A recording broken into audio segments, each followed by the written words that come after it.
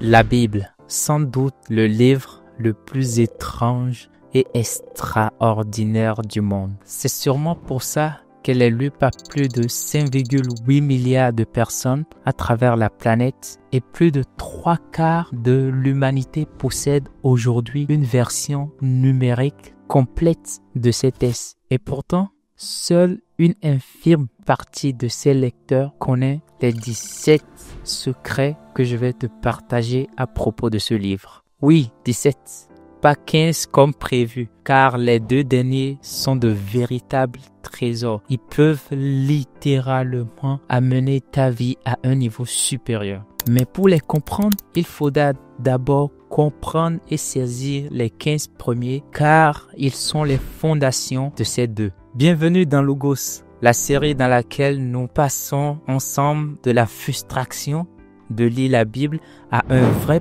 plaisir de la lecture de la parole de Dieu et surtout à une vie complètement transformée. Avant de plonger dans les 15 secrets, plus les 2 trésors, laisse-moi t'expliquer pourquoi je t'en parle dans cette série Logos. Tu sais, pour lire, étudier et méditer la Bible et surtout en tirer les bénéfices spirituels et divins que Dieu a mis dans ces exercices, il est important, primordial de comprendre ce que c'est que ce livre. Ce n'est pas comme tous les autres livres qu'il y a dans les librairies et qui sont écrits par des auteurs. Et ce n'est juste pas non plus un simple test religieux qui sert à définir un cause ou un ensemble de comportements disciplinaires qu'une personne doit avoir. C'est beaucoup plus que cela. C'est un portail spirituel. C'est pour ça que cette vidéo est essentielle avant de continuer la série. Tu pourras aussi, selon les problèmes que tu rencontres, savoir où trouver la solution. Premier secret. Mon fils, sois attentif à mes paroles. Prête l'oreille à mes discours, qu'ils ne s'éloignent pas de tes yeux. Garde-les dans le fond de ton cœur, car c'est la vie pour ceux qui les trouvent, c'est la santé pour tout le corps. Proverbe 4, verset 20. C'est Salomon qui est considéré comme le roi le plus sage que l'univers ait connu après Jésus-Christ, qui écrit ce texte. Ici, les paroles dont il parle sont les paroles de Dieu. Et où est-ce qu'on trouve les paroles de Dieu? Dans la Bible. Et il explique que lorsque tu stockes ces paroles dans ton cœur, que tu restes attentif à ce que ces paroles disent et que tu les gardes devant tes yeux, que ces paroles seront pour toi santé pour tout ton corps. Le mot santé ici est la traduction de l'hébreu qui veut dire marpé. Et marpé en réalité veut dire littéralement médicament. Donc, les paroles de Dieu pour ceux qui les trouvent sont des médicaments pour tout leur corps. C'est-à-dire que la parole de Dieu ou le contenu de la Bible devient donc une source de guérison pour tout ton corps. Une source de guérison pour toutes les maladies. Et là, tu peux me dire, mais non, c'est impossible, c'est incroyable. Comment est-ce que un test juste écrit dans un livre peut être une source de guérison? Écoute, si Dieu existe et qu'il est vraiment Dieu, ne serait donc-il pas possible pour lui de pouvoir transformer des paroles en médicaments? C'est une question que je te pose. Alors, le premier secret, c'est que la Bible qui contient la parole de Dieu est un médicament. Et il y a plein de témoignages en ligne que tu peux voir. Il y a plein de témoignages de par les années, les époques dans la chrétienté où on voit clairement que par la méditation de la parole de Dieu, les gens se reçoivent leur guérison.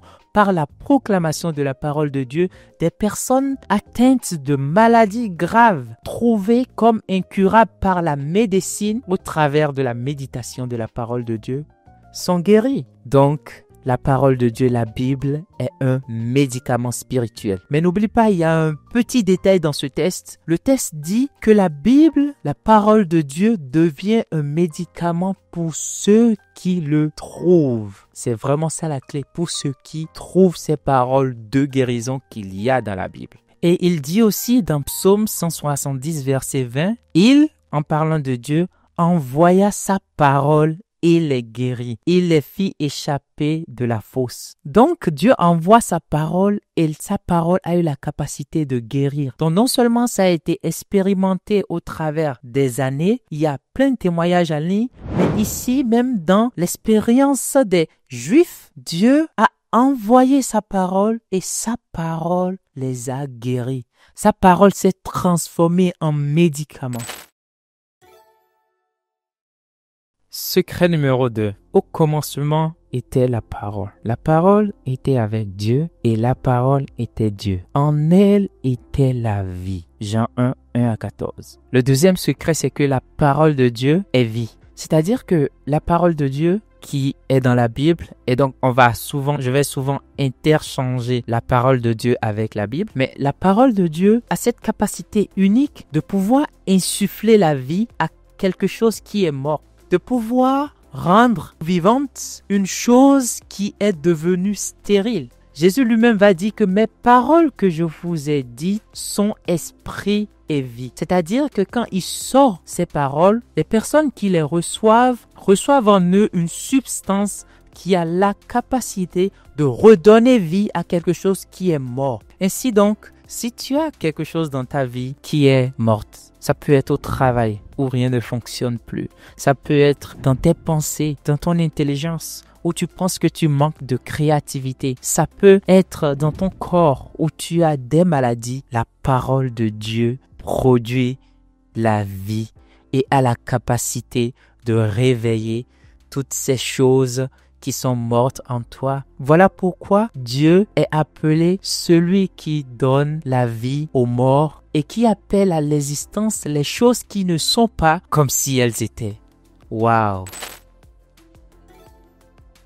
Troisième secret. Dans le secret précédent, nous avons vu que la parole de Dieu est vie. Et le verset qu'on a lu dit que cette vie était la lumière des hommes. Ça veut dire aussi que la parole de Dieu est lumière. Elle a cette capacité de t'éclairer, d'apporter de la lumière et de la clarté dans les zones d'ombre que tu peux avoir autour de toi. David, par le Saint-Esprit, va dire alors à Dieu, « Ta parole est une lampe à mes pieds et une lumière sur mon sentier. » C'est-à-dire que la parole de Dieu serait donc comme un GPS spirituel. Dès que tu ne sais plus dans quelle direction aller, dès que tu ne sais plus où passer, la parole de Dieu va venir comme un projecteur, apporter de la lumière dans l'obscurité, dans la confusion que tu es en train de vivre et te permettre de savoir où aller, de savoir quelle étape prendre. Voilà pourquoi il est important et extraordinaire de vraiment consacrer du temps à la parole de Dieu au travers de la lecture, de l'étude et de la méditation qui est l'objectif de notre série. On passe au prochain secret. Les paroles que je vous ai dites sont esprit et vie. C'est ce que Jésus a dit. Donc, la parole de Dieu est spirituelle. Cela veut dire que ce n'est pas juste de l'encre qui a été inscrite sur du papier. Non, les paroles de Dieu ont une substance spirituelle et invisible. C'est vrai que ce qui est spirituel ne va pas être visible, mais elle a une substance spirituelle. Elle est visible dans le monde spirituel et elle a un impact. Les paroles de Dieu. Ainsi, lorsque tu lis la Bible, tu ouvres en réalité une fenêtre sur le monde invisible. L'encre que tu es en train de lire est comme une sorte de portail qui te donne accès, au travers de la compréhension que tu peux en tirer, accès à un monde derrière qui est invisible. C'est ce que ça veut dire, les paroles de Dieu sont spirituelles, car les choses qui sont spirituelles et qui sont dans le monde spirituel sont invisibles à l'œil nu. Voilà pourquoi la Bible paraît étrange à ceux qui ne croient pas et qui ne sont pas chrétiens. Parce que c'est une parole d'une autre nature. Tu imagines des paroles qui ont le potentiel d'apporter la guérison, la provision et la paix. C'est extraordinaire. Et cela est possible exactement à cause de cette nature spirituelle intrinsèque qu'a la parole de Dieu, donc la Bible. Mais du coup, tu peux me demander si c'est spirituel et invisible, comment cela arrive-t-il à avoir un impact physique sur le corps, par exemple, d'une personne qui peut être guérie ou au niveau de l'âme où tu peux ressentir la paix intérieure, ou au niveau de la provision divine. Et c'est là où c'est intéressant parce que l'apôtre Paul va nous donner une révélation où il dit que par la foi, nous comprenons que le monde a été créé par la parole de Dieu. Rectification, les mondes ont été créés par la parole de Dieu de telle sorte que les choses qui sont visibles ont été créées de choses invisibles. Donc la parole de Dieu a donc cette capacité unique depuis le monde spirituel de pouvoir impacter le monde naturel et créer, provoquer des choses dans notre réalité métaphysique. Waouh, waouh. Nous avançons tranquillement vers nos 2 plus grands secrets, mais il y a encore certains secrets qu'il faut comprendre. Donc on va continuer avec notre 5e secret. Ce secret va se baser sur le précédent où on a dit que la parole de Dieu était spirituelle. Chose qu'il faut savoir, c'est que ce qui est spirituel est généralement invisible. Et dans 2 Corinthiens 4, verset 16, l'apôtre Paul, conduit par le Saint-Esprit, va dire « Les choses visibles sont passagères, mais les choses invisibles sont éternelles. » Et l'apôtre Pierre va rajouter que l'herbe sèche, la fleur tombe, mais la parole du Seigneur demeure éternellement. Donc, la parole de Dieu, le contenu de la Bible est éternel. Jésus lui-même va confirmer cela en disant « Le ciel et la terre passeront, mais mes paroles ne passeront point. » Alors tu peux me dire « Ok, d'accord, c'est éternel, mais en quoi est-ce que c'est important ou intéressant ?» En effet, cela signifie que les paroles qui sont écrites dans la Bible sont aussi efficaces dans le passé qu'elles le sont aujourd'hui. Parce que ce sont des paroles qui sont hors du temps. Je te donne un exemple. Quand Jésus-Christ va voir le paralytique et va lui dire « Lève-toi et marche ». Cette parole a été dite de sa bouche il y a 2000 ans. Mais parce que cette parole est éternelle, tu peux toi, aujourd'hui, parce que cette parole est éternelle, c'est une parole qui est en dehors du temps. Elle n'est pas limitée par le temps. Donc c'est une parole que toi, aujourd'hui, tu peux être en train de lire dans la Bible. Lève-toi et marche. Et comme c'est éternel, tu peux rentrer dans cette parole. Qu'est-ce que ça veut dire? Ça veut dire que par la foi, tu peux lire cette parole et dire, si la parole est éternelle et que Jésus dit, lève-toi et marche, qui est en dehors du temps et qui est invisible, donc ça peut s'appliquer à moi. Alors, si j'ai des problèmes de douleur de pied et que je ne peux pas me lever parce que je suis estropié ou malade au pied, par la foi, je peux saisir cette parole qui est éternelle, donc qui n'est pas limitée dans le temps, et cette parole peut automatiquement s'appliquer à moi aujourd'hui, comme elle peut s'appliquer à quelqu'un en 2063. Et donc, c'est au travers de la foi que je peux saisir cette parole qui est éternelle et la rendre réelle et active dans ma vie aujourd'hui. Donc, imagine combien de choses extraordinaires tu peux découvrir dans la Bible. Et comme ces choses sont en dehors du temps, tu peux te les approprier par le mécanisme de la foi et vivre ce qui a été écrit il y a plus de 2000, 4000 ans dans le passé. Waouh, waouh, gloire à Dieu, c'est extraordinaire. Et on va passer au prochain secret.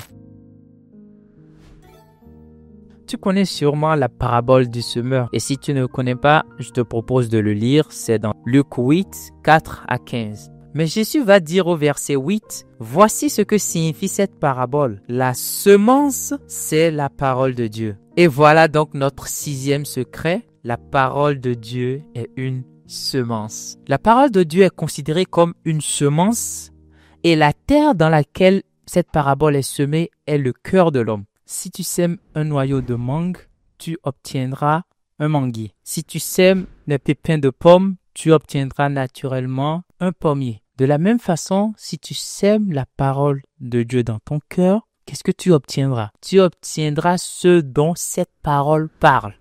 Je vais te donner un exemple. Si on prend la parole de Jésus quand il dit « Tout ce que vous demanderez au Père en mon nom, il vous le donnera ». Si tu prends cette parole, que tu l'entends et que tu gardes cette parole dans ton cœur et que tu médites sur cette parole, Cette parole a en elle la vie, les substances nécessaires pour pouvoir produire en toi les fruits de ceux dont elle parle. Donc, comme tu as gardé cette parole dans ton cœur, elle va produire les ossements à tes prières. Quand tu prends une parole que tu trouves dans la parole de Dieu, que tu l'entends et que tu gardes cette parole dans ton cœur, c'est donc une semence de la parole de Dieu qui va produire à l'extérieur de toi, avec le temps, les fruits de ceux dont cette parole parle. Imagine alors, dans ces multitudes de versets qu'il y a dans la Bible, combien de choses extraordinaires Dieu a préparées que tu sèmes dans ton cœur afin de pouvoir porter du fruit et porter du fruit avec abondance. Jésus dit que nous, ses disciples, nous porterons des fruits en abondance et c'est cela que Dieu désire. 7e secret. Toute écriture est inspirée de Dieu. C'est l'apôtre Paul qui va écrire à son fils spirituel et qui va lui dire « Toute écriture est inspirée de Dieu ». Le mot « inspiré » dans ce verset vient du grec « théopneustos » qui tire son origine de deux mots, c'est-à-dire « théos » qui veut dire Dieu et « pneo » qui veut dire souffle. Autrement dit, la Bible est le souffle de Dieu ou la Bible contient le souffle de Dieu. Et nous allons voir ensemble ce qui se passe quand Dieu souffle sur quelque chose. Dans Genèse 2, verset 7, l'Éternel Dieu forma l'homme de la poussière de la terre. Il souffla dans ses narines un souffle de vie et l'homme devint un être vivant. Donc, ce que nous voyons ici, c'est que le souffle de Dieu, quand Dieu souffle dans l'être humain, qui était en fait une sorte juste de corps inerte, ce corps a pris vie et est devenu un être vivant et donc est animé comme je suis animé aujourd'hui dans cette vidéo. Donc de la même façon, la parole de Dieu étant souffle de Dieu et ayant cette capacité de vie, on l'a vu précédemment, lorsque tu la prends, cette parole, c'est comme si Dieu soufflait en toi en fait. C'est pour ça que Proverbe a dit dans les versets qu'on a lus précédemment que lorsque tu gardes ces paroles devant tes yeux, dans ton cœur et que tu les entends, ces paroles produisent la vie parce que la parole de Dieu est souffle de Dieu qui a cette capacité unique de pouvoir produire la vie. Donc c'est ça notre secret, c'est que la Bible est le souffle de Dieu. Oh waouh, ne trouves-tu pas toi toutes ces choses extraordinaires? Secret numéro 8. Ce secret numéro 8 a captivé et gardé mon imagination depuis que j'ai lu la Bible et que je l'ai trouvée. C'est extraordinaire. Dans Galates 3, verset 8, il est écrit « L'Écriture, prévoyant que Dieu justifierait les païens par la foi, a d'avance annoncé cette bonne nouvelle à Abraham. » Ici, tu vas remarquer, l'Écriture, qui est en fait la parole de Dieu, la Bible, est considérée comme un agent vivant. Il est personnifié et il est dit de lui que l'Écriture, suis-moi bien s'il te plaît, qui est censé être quelque chose d'inerte, prévoyant quelque chose dans le futur, donc prévoyant que Dieu ferait une action, a décidé dans le passé d'annoncer à un homme qui est Abraham l'évangile. Donc, c'est comme si la parole de Dieu, donc la Bible, n'était pas juste un texte inscrit et retraduit dans plusieurs langues. C'est comme si elle possède en elle un agent qui vit, qui est vivant, qui peut prévoir des choses et qui peut agir. Et j'ai un verset qui atteste cela, c'est le verset qui va dire, dans Hébreux 4, verset 12, que la parole de Dieu est vivante et active. Ça résume tout. La parole de Dieu est vivante, donc elle vit, on l'a déjà vu, et active. C'est-à-dire, elle peut se mouvoir, elle peut faire des choses, elle peut produire des choses, elle peut décider, ça peut être bizarre, elle peut décider de prendre des actions, elle peut décider de communiquer des choses. La parole de Dieu, la Bible, est un agent vivant. Et c'est notre 8e secret. Passons au suivant. Le 9e secret, c'est que la Bible est une lettre d'amour.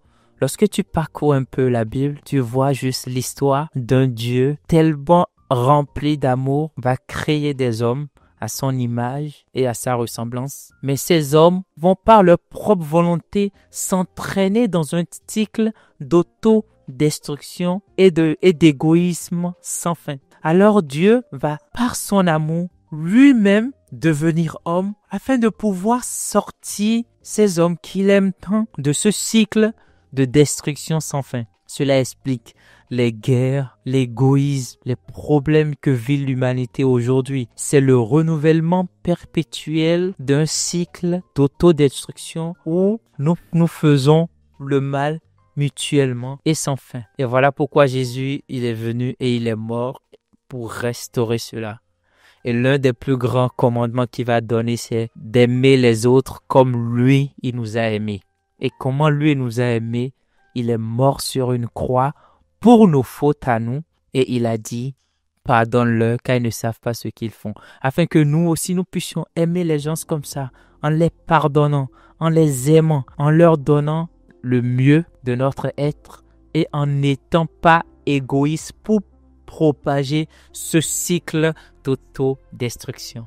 Waouh! Dieu a tant aimé le monde, la Bible dit, qu'il a donné son Fils unique, afin que quiconque croit en lui ne périsse point, mais que cette personne ait la vie éternelle. Et il va ajouter qu'en effet, Dieu n'a pas envoyé son Fils pour juger le monde, mais afin que le monde soit sauvé par elle. Alors quand on est chrétien, on n'est pas là pour juger, on n'est pas là pour détruire, on n'est pas là pour répandre la haine, on est là pour démontrer l'amour qu'il manque tant dans ce monde. Et ça, c'est notre 9e secret. La Bible, c'est une lettre d'amour où on voit comment le Dieu qui a créé les cieux et la terre a démontré son amour pour les hommes jusqu'en allant lui-même à la croix pour les sauver. 10e secret. Imagine-toi un soir dans ton salon, tu allumes ton film, tu regardes le film du début jusqu'à la fin. Et en regardant le film, tu décides de t'asseoir et d'écrire tout ce qui s'est passé dans le film, chaque scénario. Ensuite, tu reprends ce film et en plein milieu, toi, regardant le film, tu rentres dans le film avec le script que tu as écrit de tout ce qui s'est passé du début jusqu'à la fin dans le film que tu vas remettre à un des acteurs. Et après, tu ressors. Et donc, l'acteur dans le film se retrouve avec le script du film dans lequel il est lui-même et qui se déroule devant lui. Ce script est exactement ce qu'est la Bible. La Bible raconte exactement l'histoire de l'humanité du début jusqu'à la fin. Elle nous montre en réalité tout ce qui s'est passé dès le commencement jusqu'à la fin de toute chose. Et nous sommes comme des agents qui sommes au milieu dans le film, tout en ayant un livre qui est en dehors du temps. C'est pour ça qu'on dit que c'est éternel, qui est en dehors du temps et qui nous raconte, sans le savoir, sans que nous ne le savons, notre vie à nous et tout ce qui s'est passé. Voilà pourquoi toutes les prophéties de la Bible ont été réalisées à 85%. Et le reste, qui concerne le futur, vont aussi se réaliser sans faute et à vraie précision. Donc la Bible est en réalité le script du film de l'humanité. Et donc par rapport à ça, je vais te donner un petit secret. C'est qu'en lisant, en étudiant et en méditant la Bible, Dieu peut t'ouvrir les yeux pour que tu puisses toi-même te voir dans la Bible et voir en fait le rôle que tu as à jouer, le rôle que tu as eu à jouer et comment est-ce que tu as fini. De telle façon que toi-même tu deviens un peu comme une personne intemporelle qui sait ce qui va se passer, qui sait les actions que tu dois réaliser et qui sait les résultats que tu vas obtenir. Voilà pourquoi Jésus lui-même il va dire que dans le rouleau du livre, il s'agissait de lui. Et donc, à chaque fois on disait de Jésus quand il faisait une action, qu'il le faisait afin de pouvoir accomplir ce qui est écrit, la chose qui est écrite dans les Écritures. Donc en réalité, son script existait déjà, il est venu, il a marché dans tout ce qui a été écrit sur lui et il est reparti. Et c'est pour ça qu'on dit qu'il a tout accompli. Et donc lui-même, il attend de toi que tu accomplisses le script de ta vie qui a inscrit dans le livre, le script de l'histoire de l'humanité. Et par la grâce de Dieu, le Seigneur t'ouvrira l'esprit, t'ouvrira les yeux spirituels et tu pourras voir et saisir ces choses. On passe au prochain secret. Salomon, encore une fois, va dire, la gloire de Dieu, c'est de cacher les choses. La gloire des rois, c'est de sonder les choses. Par rapport à ça, Jésus va aussi dire, vous sondez les Écritures. Ça veut dire que ce dont Salomon parle ici, en parlant de sonder les choses, c'est sonder les Écritures, c'est-à-dire sonder la Bible. Et il dit que c'est la gloire des rois et que la gloire de Dieu, c'est de cacher ces choses dans la Bible. En réalité, la Bible serait donc, et c'est ça notre 11e secret, un trésor divin qui contient des choses cachées. Et c'est ta gloire à toi de pouvoir sonder ces choses et de découvrir ces choses qui sont cachées. C'est pour ça David dit, quand il prie, ouvre mes yeux pour que je contemple les merveilles de ta loi. Les merveilles sont des trésors cachés, des choses qui ne sont pas connues aux êtres humains, des choses qui sont tellement profondes, différentes, extraordinaires, qui sont révélées à ceux qui font cette prière. Ouvre mes yeux afin que je contemple des choses merveilleuses dans ta loi. Et ces choses peuvent littéralement te mettre au-dessus de toutes les situations que tu peux traverser dans cette vie ici-bas sur la terre. Et Jésus lui-même va nous encourager en nous disant, il vous a été donné de connaître les mystères du royaume des cieux. Alors je me réjouis parce que je sais qu'il m'a été donné de connaître les mystères du royaume des cieux.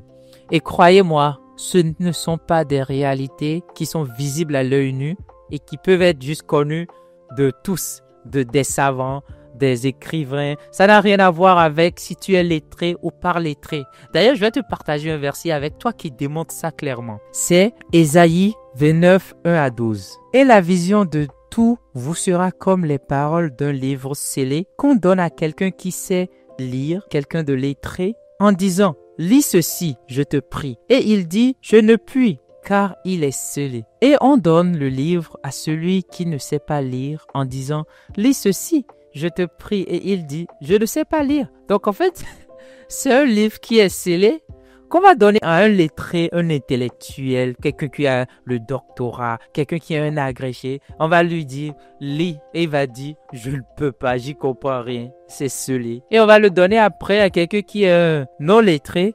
Et cette personne va dire, moi, déjà, je ne sais pas lire, donc j'y peux rien. La Bible est comme ça. C'est un livre qui, à la surface, peut avoir l'air juste simple, mais qui se retrouve être scellé.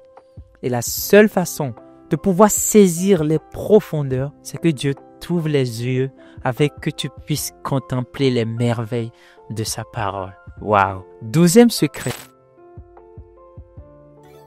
Paul, afin de nous enseigner sur les combats spirituels, il va nous dire, nous n'avons pas à lutter contre la chair et le sang, mais contre les dominations, les autorités, les princes de ce monde des ténèbres, les esprits méchants dans les lieux célestes. En réalité, dans la vie où nous vivons, parfois nous avons des oppositions autour de nous, des personnes qui sont en colère, et nous pensons que ce sont ces personnes qui sont à blâmer. Mais ici, il nous dit non.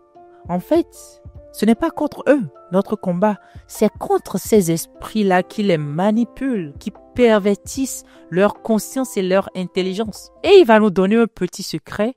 Dans les armes pour pouvoir combattre ces esprits, il va dire, prenez l'épée de l'esprit qui est la parole de Dieu. Donc la parole de Dieu est l'épée de l'esprit. C'est l'arme offensive spirituelle que tu vas utiliser pour pouvoir combattre les combats spirituels. C'est l'arme offensive spirituelle qui est telle une épée que tu vas utiliser contre ces esprits pour pouvoir les combattre. Et j'ai plein de vidéos sur ma chaîne qui parlent de comment utiliser l'épée de l'esprit. Je vais les mettre dans la description, mais la parole de Dieu sera pour toi donc l'épée spirituelle que tu pourras utiliser pour combattre vraiment ceux qui sont à l'origine des problèmes que tu rencontres dans ta vie. Secret numéro 13. Et on arrive bientôt à nos 2 derniers secrets qui peuvent tout changer.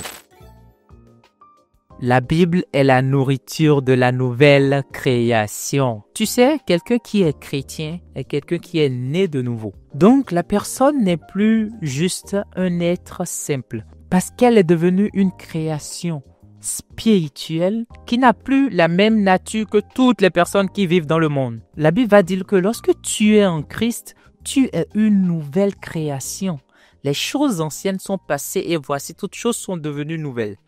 Donc, comme tu es une nouvelle création, tu ne peux plus fonctionner exactement comme les autres hommes. Il y a un mode de fonctionnement nouveau que tu dois comprendre. De la même façon qu'il faut que tu manges de la nourriture pour pouvoir croître, en tant que nouvelle création, il te faut manger la nourriture de la nouvelle création qui va te permettre de grandir et de pouvoir être une personne de stature, une personne mature, une personne puissante, une personne qui peut se déployer dans cette nouvelle vie glorieuse de la nouvelle création. Et la nourriture des gens de la nouvelle création, c'est la parole de Dieu. L'apôtre Pierre va dire « Désirez comme des enfants nouveau-nés le lait spirituel et pur, afin que par lui vous croissiez pour le salut. » Et si tu remontes quelques versets plus tôt, tu vas voir que le lait spirituel, ici, c'est la parole de Dieu. Donc la parole de Dieu, c'est la nourriture spirituelle qui te fait grandir. Et c'est notre 13e secret. Et nous passons au 14e secret. Sanctifie-les par ta vérité. Ta parole est la vérité. Ainsi pria Jésus pour ses disciples. La parole de Dieu est un purificateur, ou on peut encore le dire, est un sanctificateur. C'est-à-dire, c'est l'outil de Dieu pour pouvoir, toi, te sortir de tous les autres et te mettre à part. C'est-à-dire qu'elle te donne une capacité unique de pouvoir vivre ton purpose, ton but dans la vie, différemment des autres, de pouvoir être différent, de pouvoir être comme une personne chérie, c'est-à-dire une personne mise à part pour atteindre un objectif ultime qui est extraordinaire. Et ce n'est possible que au travers de la vérité, et c'est la parole de Dieu qui est la vérité, c'est-à-dire l'ultime source de vérité. Et donc, à chaque fois que tu lis la Bible et que tu es en accord avec ce que la Bible dit, tu es en train d'être élevé, d'être séparé pour des choses merveilleuses, différentes, qui n'est pas commune à tous les êtres humains qu'il y a dans le monde entier. Voilà pourquoi parfois ton parcours peut paraître singulier, différent, mais c'est parce que tu es différent. 15e secret. Vous sondez les Écritures parce que vous pensez avoir en elles la vie éternelle. Ce sont elles qui rendent témoignage de moi. Jean 15, 34. Jésus ici s'adresse aux pharisiens et leur dit, quand vous regardez toute la Bible principalement ne fait qu'une seule chose. Elle rend témoignage de Jésus. De la Genèse à Apocalypse, elle pointe vers une seule personne, Jésus-Christ, Dieu devenu chair sur la terre. Donc l'Ancien Testament va pointer vers Jésus-Christ. Le Nouveau Testament, les évangiles, va parler de la vie de Christ sur la terre et les épîtres à Apocalypse va reparler de Jésus. Donc tout pointe vers Jésus qui est le centre de la parole de Dieu, la Bible.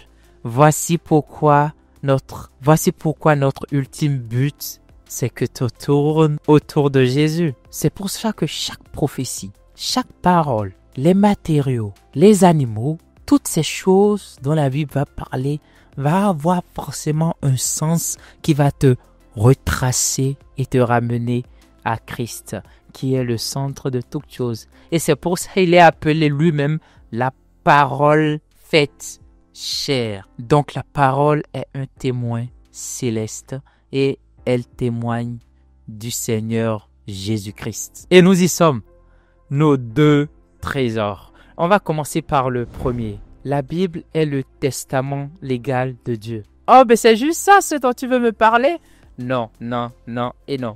Je vais t'expliquer ce qu'il y a d'extraordinaire. Comme un testament, la Bible contient l'héritage que Dieu a donné ou a laissé à ses enfants. La paix, les guérisons, la vie abondante, la vie suprême, la vie de joie, la vie spirituelle, la vie de la divinité, la vie glorifiée, etc. Mais si tu ignores le contenu de ton héritage, comment peux-tu le posséder? C'est impossible. De la même façon que si ton père te lègue des biens et que personne ne t'en parle, tu ne le sauras pas et tu ne pourras pas en profiter. De cette même façon, lorsqu'on est ignorant de ce que la Bible dit et des choses merveilleuses que Dieu nous a données en héritage, on passe totalement à côté et on vit et on souffre comme des personnes n'ayant pas d'héritage. Imagine que le Dieu qui a créé les cieux et la terre a un héritage pour toi. Ça va être glorieux et extraordinaire. Et c'est parce que, en général, la majorité des chrétiens qui souffrent n'ont pas la connaissance de leur héritage que le diable leur inflige toutes ces souffrances. Et donc, il urge de connaître ton héritage afin d'en prendre possession et de ne rien laisser. Malfaiteur, usurpateur, qu'est cette entité, le diable et tous ses esprits et tous ses démons. Et finalement, le 17e, la Bible est le miroir de la nouvelle création. Je vais te dire quelque chose. Ce que tu es, ce qu'il y a en toi, même toi-même, tu ne le connais pas. La grandeur, l'immensité, les capacités, l'extraordinarité de ce qu'il y a en toi et ce que tu peux faire, ni toi ni moi, nous n'avons pas encore découvert l'immensité de cela. C'est pour ça que notre vie est encore comme ça. Et donc la Bible est le miroir de la nouvelle création. Et quand tu ouvres ce miroir, tu verras dedans la gloire de Dieu, c'est-à-dire ce que tu es. Et il y a un petit secret en fait. C'est que tant que tu ne vois pas ce que tu es dans la Bible et que tu ne le crois pas et que tu ne le proclames pas, tu ne le deviendras pas. Je vais te donner un exemple. Si la Bible dit de toi que partout où tu mettras ton pied, tu le recevras en héritage, tant que tu ne vois pas cette phrase, que tu ne crois pas cette phrase dans ton cœur, que c'est vrai, ça c'est moi, et que tu ne commences pas par le déclarer, tu ne le verras pas se manifester. Donc par exemple, tu peux être dans un boulot, dans une entreprise qui est censée dans le futur t'appartenir, mais tu ne l'auras jamais parce que précisément tu ne t'es pas vu dans la Bible comme la personne à qui l'héritage appartient. Tu n'as pas vu dans le miroir ce qui t'appartient et tu n'y as pas cru et tu ne l'as pas proclamé. Donc, peut-être que l'entreprise t'appartient. Dans quel sens? Dans le sens où tu seras amené à construire exactement une entreprise comme ça, mais encore plus grand. Mais le désir, la capacité, l'intelligence, la sagesse de pouvoir le faire ne se manifestera pas en toi tant que tu n'aurais pas vu cette parole, tant que tu n'aurais pas cru en cette parole, tant que tu n'aurais pas médité cette parole, tant que tu n'aurais pas déclaré cette parole. Donc, ça, ce n'est que le type de l'iceberg des choses extraordinaires que Dieu a réservées pour toi et qui sont en fait, en réalité, un miroir de qui tu es. Et c'est caché dans la Bible. Waouh! Et donc, en résumé, la Bible est tous ces 17 choses et encore bien d'autres. Mais on va rester juste à 17. Maintenant que tu connais ces 17 choses secrètes sur la Bible, j'espère vraiment que cela te donne une idée de ce à quoi tu vas interagir plus tard quand on va parler de comment lire, comment étudier, comment se préparer à faire la lecture, comment manifester ces choses. Et si tu n'as pas regardé ma vidéo que j'ai réalisée sur l'étude, la lecture et la méditation de la Bible, je te conseille de le regarder parce que ça va te donner plus de contexte sur la série Logos. Alors, jusqu'à la prochaine vidéo, reprends cette liste, reprends les versets, relis-les, remédite-les toi-même pour voir ces secrets afin que ces secrets puissent devenir réels pour toi et qu'à partir de là, tu puisses commencer par savoir et par manifester toutes ces choses. Vraiment que Dieu te garde et n'oublie pas, tout tourne autour de Jésus.